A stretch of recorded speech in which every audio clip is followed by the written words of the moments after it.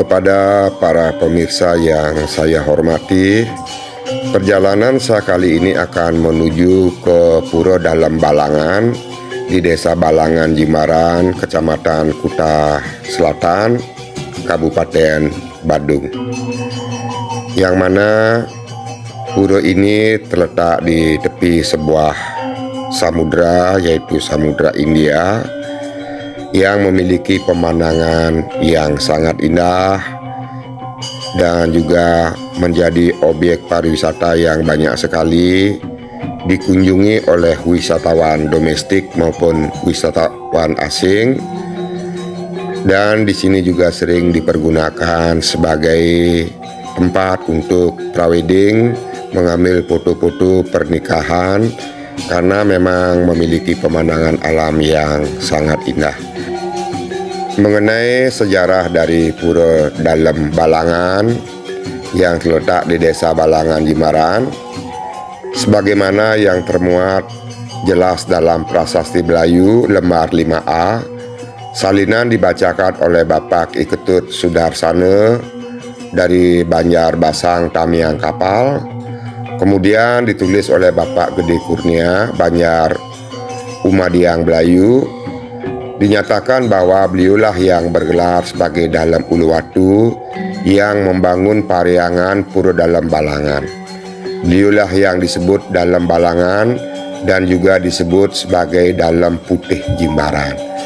Dengan pernyataan ini jelaslah bahwa Pura Dalam Balangan adalah pura pariangan Ida Dalam Balangan yang lebih dikenal sebagai Ida Dalam Putih Jimbaran. Pura Dalam Balangan terletak di tepi pantai. Nanti untuk menuju ke sana harus menuruni tebing ini, ada sebuah jalan yang akan menuju ke Pura Dalam Balangan. Untuk lebih meyakinkan tulisan prasasti tersebut, perlu kiranya juga kita menambahkan, mencocokkan berbagai macam data yang dimiliki Pura Dalam Balangan. Sejauh data yang dapat tergali secara fisik, Pura Dalam Balangan mengalami beberapa kali renovasi hingga kini yang mulai berkisar tahun 1980-an. Situasi sebelum adanya renovasi, kondisi pura hanya berupa sebuah gua batu kapur yang di dalamnya terdapat 2 buah batu besar sebesar seekor lembu yang sedang tidur. Kini letak batu tersebut berada pada posisi utama Ning Mandala dari pura pada sisi lebih utara. Dan juga terdapat batu satunya yang lebih kecil berada di sisi selatan berdampingan dengan batu besar tersebut. Kedua batu tersebut merupakan tempat semadi karena dari bentuknya lebih menyerupai semacam tempat duduk dengan permukaan yang relatif datar, dan pada batu yang besar disebutkan oleh penglingsir merupakan tempat linggih Ida Dalam Putih Jimbaran atau Dalam Balangan. Sedangkan yang lebih kecil di samping selatannya adalah linggih pepatih dari beliau, yaitu dari daerah Ungasan. Pada bagian lain di areal dinding utara pura terdapat lubang gua kecil disebut dengan geria sebagai tempat pembersihan. Di tempat inilah diletakkan busana dari Ida Dalam Balangan berupa sepasang gelung emas, gelang kano dari emas putih dan emas, tetekek dari emas, dan bokor emas. Dan saat ini saya menuruni sebuah tebing dan bertemu dengan sebuah gua yang saat ini dijadikan sebagai salah satu tempat pemujaan yang ada di kawasan ini. Dan di sini terdapat beberapa ornamen yang dihias dengan kain wastra berwarna poleng maupun putih kuning, yang mana lubang dari gua ini menghadap ke bagian samudra, dan di sini terdapat penampungan air yang menetes dari bebatuan yang menonjol di atas gua. Namun gua ini bukanlah termasuk dalam kawasan Pura Dalam Balangan yang nanti akan saya kunjungi, melainkan terlepas dari Pura Dalam Balangan namun berada di sekitaran wilayah, yaitu di bagian atas, tebing bagian atas dari Pura Dalam Balangan. Yang apakah merupakan peninggalan atau tidak bisa saya pastikan. Namun ada tadi masyarakat yang mengatakan dahulunya ini adalah sebuah gua, namun akhirnya dijadikan sebagai tempat pemujaan. Artinya tidak terkait dengan cerita Pura Dalam Balangan.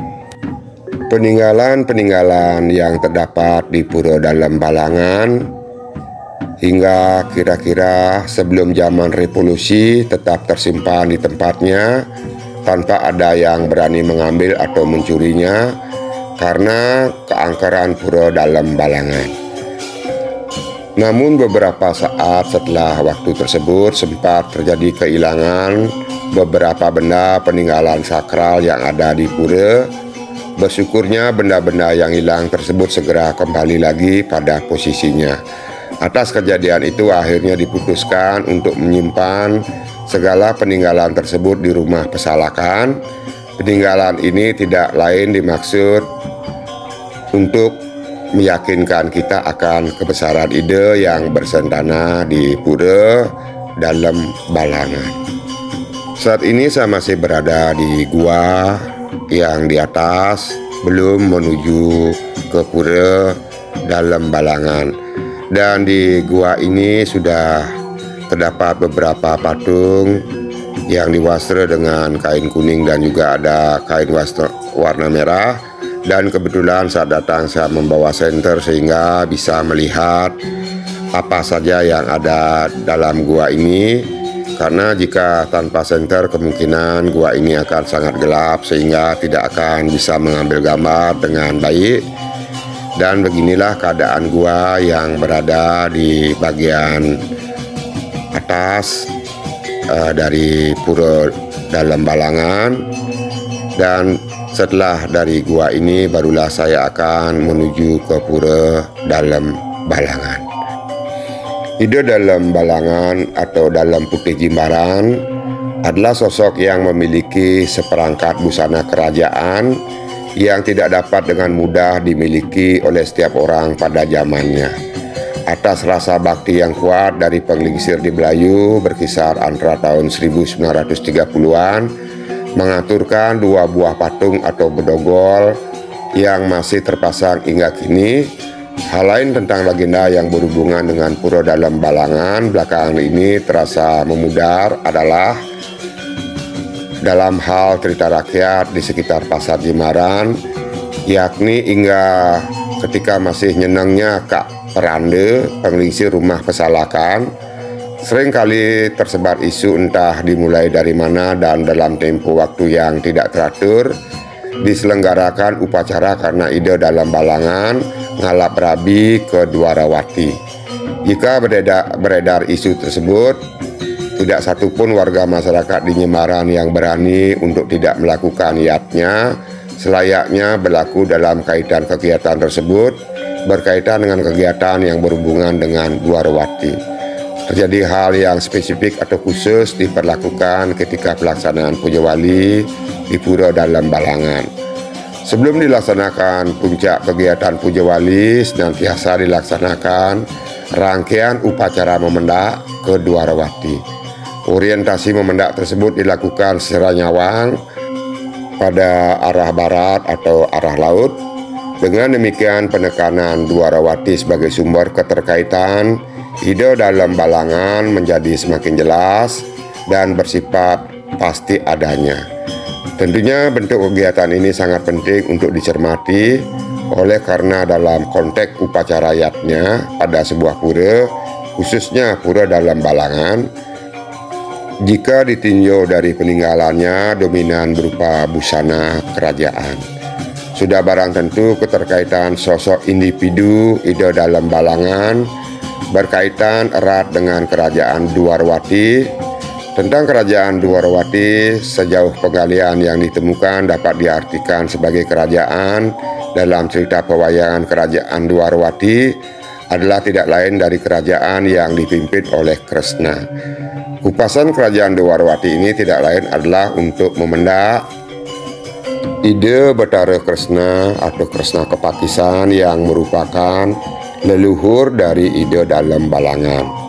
Ini adalah jalan yang akan menuju ke bawah, menuju pantai Balangan, yang mana nantinya akan sampai di pura dalam Balangan. Untuk sampai di pantai Balangan, menuruni beberapa anak tangga dengan pemandangan berupa samudra lepas. Dan saat ini sepertinya pantai tidaklah terlalu ramai dan terlihat agak sepi. Kembali kepada acara memendak ke Dwarawati. Sebelum acara ini dilakukan juga dilaksanakan acara memendak ke Pura Dalam Konco yang berada di luar area Pura Dalam Balangan.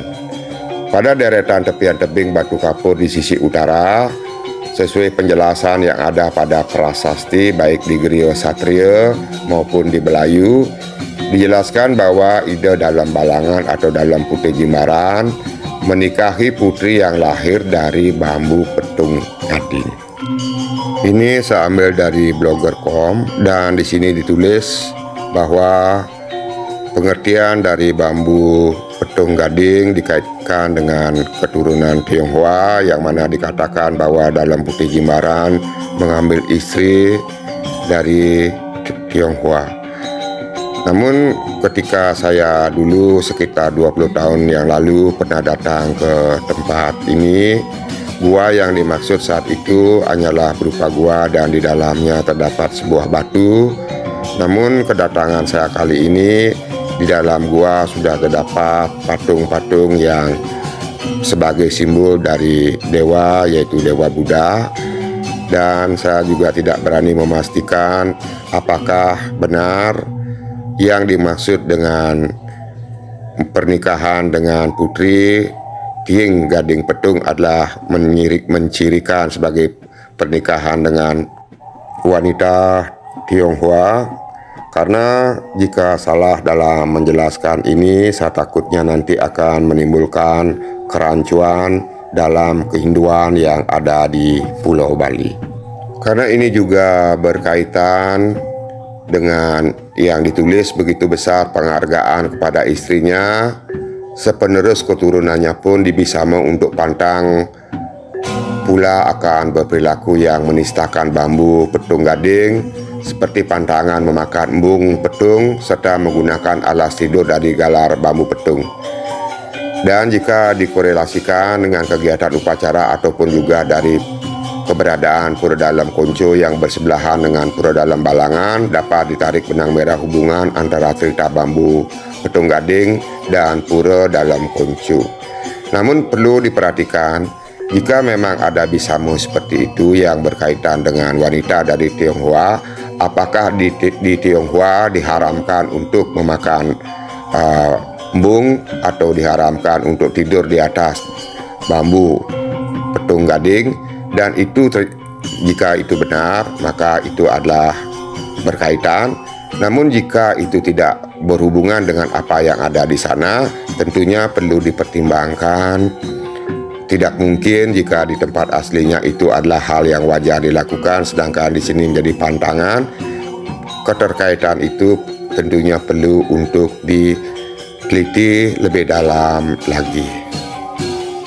Karena jika mengacu kepada Pura Sarin Buana yang terletak di Jimbaran, diceritakan Dalam Putih mengetahui dirinya tidak dipilih menjadi raja, sedih hatinya lalu terlunta-lunta menyusuri pinggir laut sendirian menuju arah barat daya desa, menyusuri hutan lebat masuk wilayah luhur Uluwatu, menemukan gugusan pohon bambu petung yang luas, di mana salah satu batang bambu itu besar dan tinggi sekali, yang ujungnya tembus ke langit, dan akhirnya bambu itu diparipurna dan ditebang.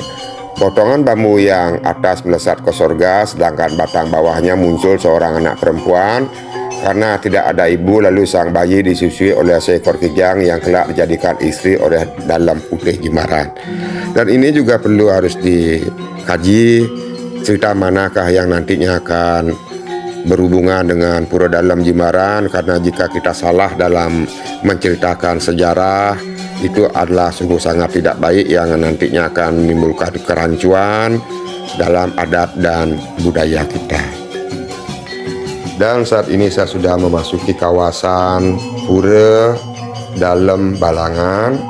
Ini adalah merupakan bagian Madyaning Mandala dari pura. Terlihat sebuah Kuri Agung yang di depan terdapat patung dan juga terdapat tangga yang di depannya berisi patung naga.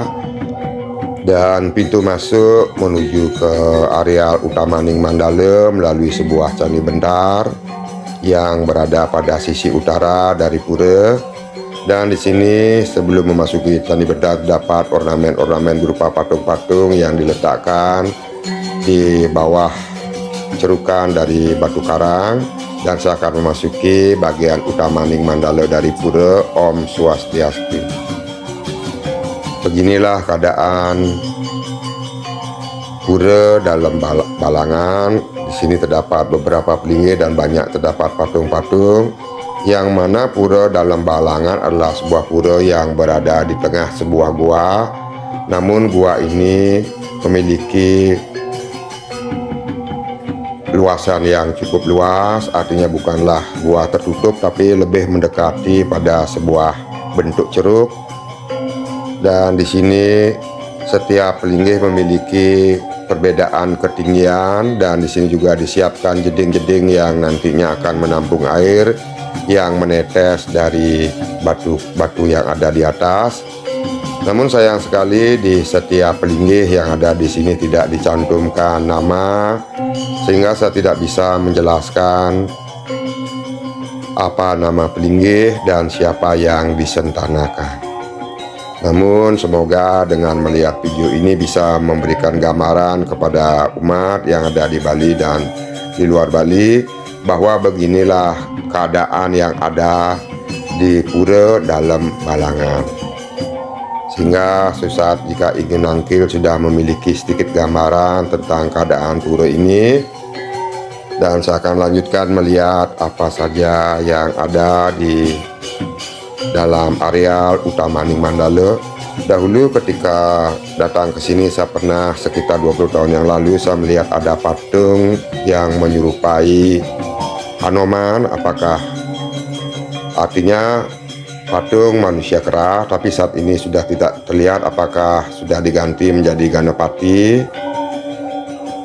Nah, artinya ada sedikit perbedaan yang saya lihat ketika puluhan tahun dulu pernah datang ke tempat ini. Namun saat itu tidak bisa masuk karena dalam keadaan terkunci, hanya melihat dari luar. Dan inilah pelinggih-pelinggih dan patung-patung yang disentanakan atau ditempatkan sebagai bentuk pemujaan di Pura Dalam Balangan. Dan inilah tebing atas, bagian atap yang menjadi atap dari bangunan yang ada di sini dan tempat-tempat pemujaan yang ada di sini. Menaiki anak tangga akan menuju ke sebuah tempat yang berisi pelinggih-pelinggih. Namun tetap di sini tidak berisi tulisan sehingga tidak bisa menjelaskan. Dan atap dari bangunan-bangunan atau pelinggih di sini dibuat dari ijuk.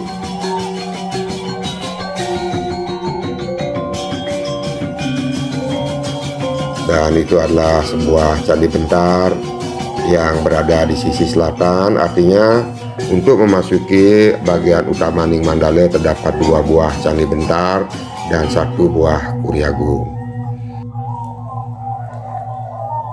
Ini adalah ceruk-ceruk yang terdapat di gua, dan setiap perbedaan ketinggian yang terdapat di gua dibuatkan tangga, dan akan terdapat pelinggih-pelinggih yang memiliki perbedaan ketinggian yang disesuaikan dengan keadaan yang ada di dalam gua. Kebetulan saat datang ke Pura Dalam Balangan saya membawa senter sehingga bisa melihat lebih ke dalam keadaan dinding-dinding dari gua, karena tanpa senter tentunya tidak akan bisa melihat karena di bagian dalam gua memang lebih gelap. Dan ketika saya datang ke Pura Dalam Balangan tidak ada penampilan, namun tadi sempat ada penampilan 2 orang, laki-laki dan perempuan. Namun saat ini sudah pamit dari pura, sehingga pura dalam keadaan sepi. Inilah batu yang berasal dari atas atap dari gua, dan karena mengalami proses sedikit demi sedikit batu ini memanjang dan menurun. Disinilah diletakkan jeding pada bagian bawah batu, karena bagian batu ini merupakan tempat menetesnya air, dan air dari tetesan batu ini dijadikan sebagai tirta di pura ini. Dan terdapat juga ceruk-ceruk yang sempit dari areal ini, dan saya akan coba melihat ke arah selatan. Dari pura ini terdapat sebuah tempat, kalau tidak salah ini adalah merupakan bangunan pelengkap yang berupa pewarga. Dan ini adalah dinding-dinding atas di gua yang ditumbuhi oleh tanaman. Setelah selesai melihat keadaan di sini, nantinya akan saya teruskan perjalanan menuju ke bagian utara di pinggiran tebing untuk melihat gua yang dimaksud dalam cerita sebelumnya atau yang sudah saya ceritakan tadi, yang mana memiliki keterkaitan dengan Pura Dalam Balangan. Namun sekali lagi perlu saya tekankan agak sedikit berhati-hati, karena di Pura Sarinbuana juga ada sebuah cerita yang mana ada seorang putri yang lahir dari bambu petung gading yang merupakan atau terwujud dari jenana dari dalam Putri Jimbaran yang akhirnya dijadikan sebagai istri. Kalau tidak salah saya pernah mendengar dinyatakan berhubungan dengan Pura Kulat. Namun jujur sekali saya bukanlah orang yang memahami sekali atau mengerti tentang sejarah. Namun walaupun begitu tentunya masih bisa menganalisa sesuatu dengan WWK agar tidak kita salah kaprah atau mengkait-kaitkan sesuatu yang akhirnya tidak terkait, yang akan menimbulkan sejarah yang berbeda yang tentunya kurang baik bagi keturunan kita yang akan datang.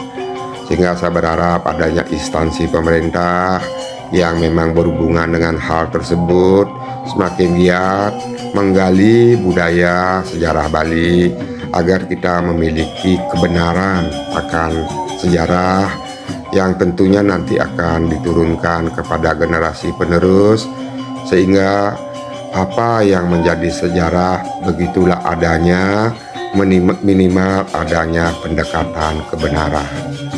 Ini adalah Puri Agung tadi yang menghubungkan bagian Madianing Mandala dengan Utamaning Mandala. Di depannya terdapat patung, dan di bagian ujung dari tangga ada patung naga dan juga ada patung, kalau tidak salah apakah itu patung Tualen.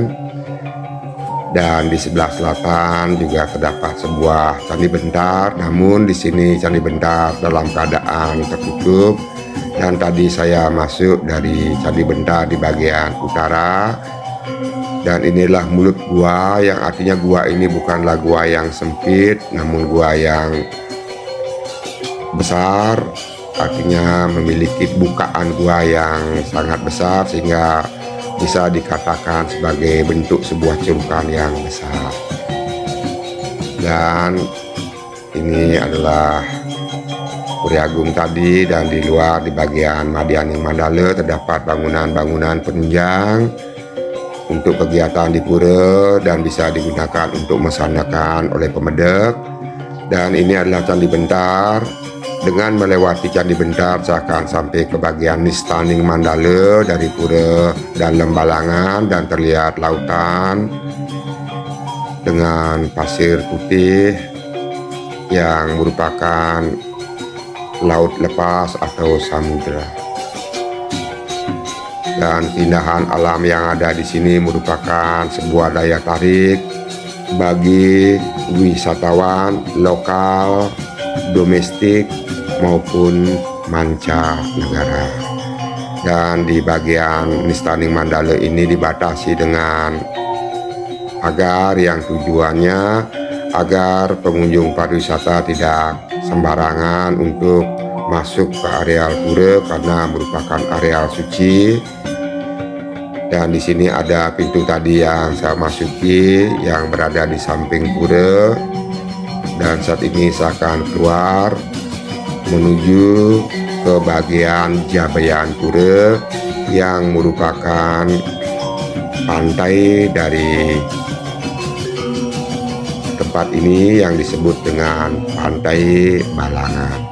Dan panorama di sini sangat indah, perpaduan antara laut, tebing dan matahari serta awan yang ada di sini memberikan suasana yang sangat eksotik yang membuat perasaan menjadi tenang, damai dan nyaman. Dan saat ini juga ada beberapa wisatawan asing yang sedang bersantai, berjemur di Pantai Balangan. Ini adalah bagian depan dari Pura Dalam Balangan jika dilihat dari pantai. Dan di sini juga terdapat sebuah restoran. Ini adalah batu-batu yang terdapat di sepanjang pantai, dan di depan adalah merupakan restoran yang ada di tempat ini, di mana para pengunjung bisa menikmati makanan dan minuman di tempat itu.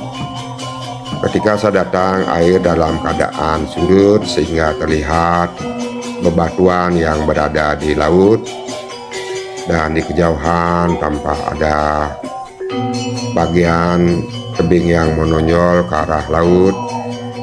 Perjalanan saya kali ini akan menuju ke gua yang berada di sisi bagian utara dari Pura Dalam Balangan.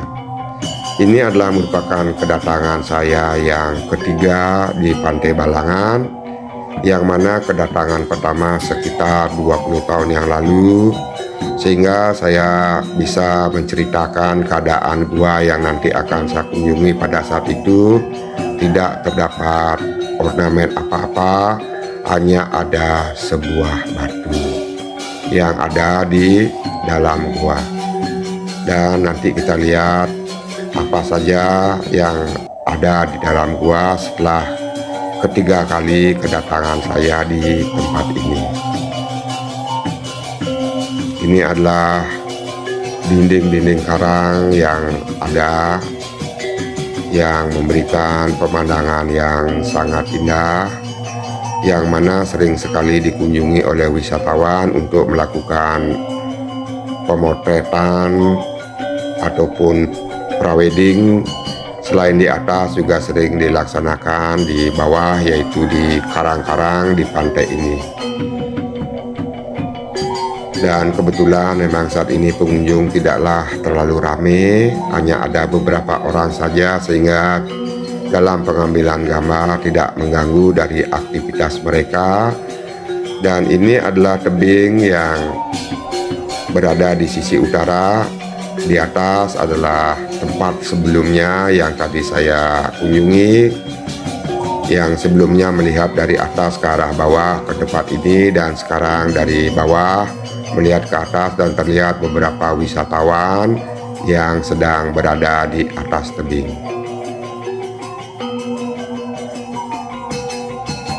Dan gua yang dimaksud berada di balik batu karang ini, yang nantinya akan memiliki akses jalan di pinggiran tebing untuk menuju ke gua, dan bisa saja melalui tebing-tebing ini agar langsung menuju ke gua, tidak perlu memutar, namun tentunya akan sangat berbahaya menaiki batu-batu yang ada di tepian laut ini. Dan ini adalah jalan nanti untuk menuju ke gua. Namun seperti tak jemu-jemu saya memandang melihat keadaan yang ada di sini yang memang terlihat sangat indah, dan semoga saudara-saudara teman lain bisa berkunjung ke sini untuk menikmati keadaan alam yang ada di sini. Jangan sampai wisatawan asing yang lebih banyak mengetahui tempat kita, namun kita sendiri tidak pernah mengunjungi tempat-tempat yang sangat indah yang ada di pulau kita sendiri. Matahari saat ini sudah semakin ke barat, dan akan saya lanjutkan untuk menuju ke gua yang ada di kawasan Pura Dalam Balangan. Untuk menuju gua ada sebuah tangga yang mana di depan pintu masuk terdapat patung, dan tangga naik menuju ke gua berada di sisian tebing. Ini adalah patung yang berada di sisi kanan dan kiri. Tangga naik menuju ke pura gua yang ada di sini.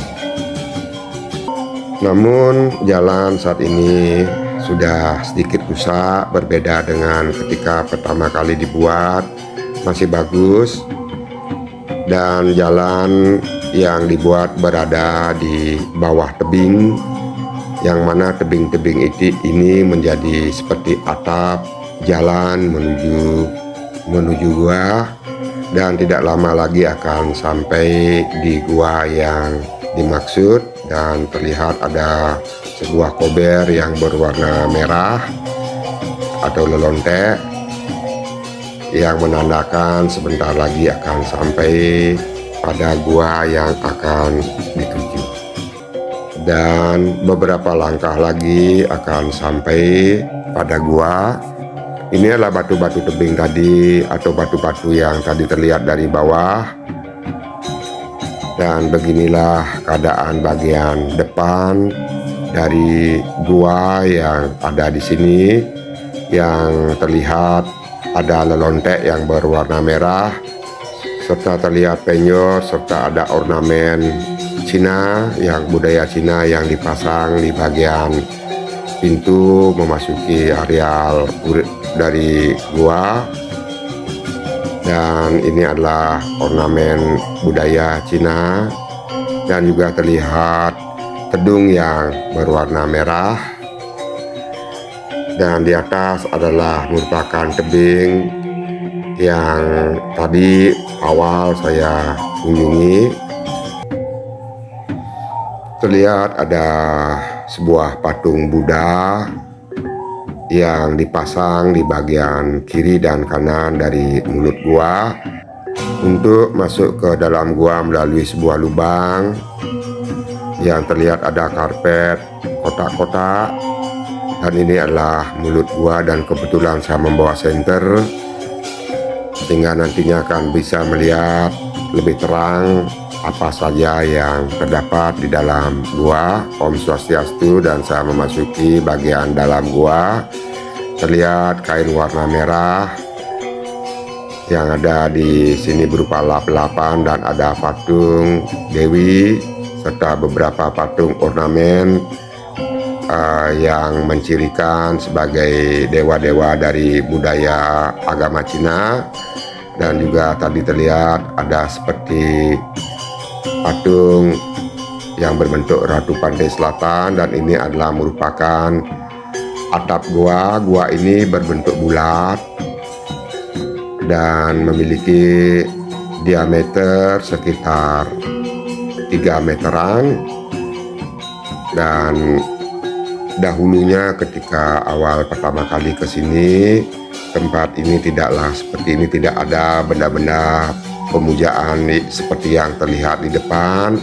Hanya ada sebuah batu bulat, dan begitulah keadaan dalam gua.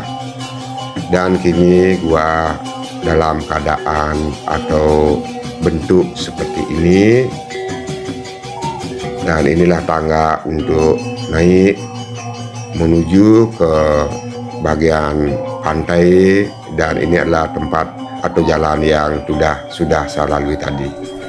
Beginilah keadaan gua yang ada di sini. Video akan saya akhiri, dan tidak lupa saya memohon maaf jika ada salah dari apa yang saya katakan, dari apa yang saya jelaskan, dan ada perbedaan pendapat mengenai sebuah hal. Saya memohon maaf yang sebesar-besarnya, dan juga saya tidak lupa mengucapkan banyak terima kasih. Sukses.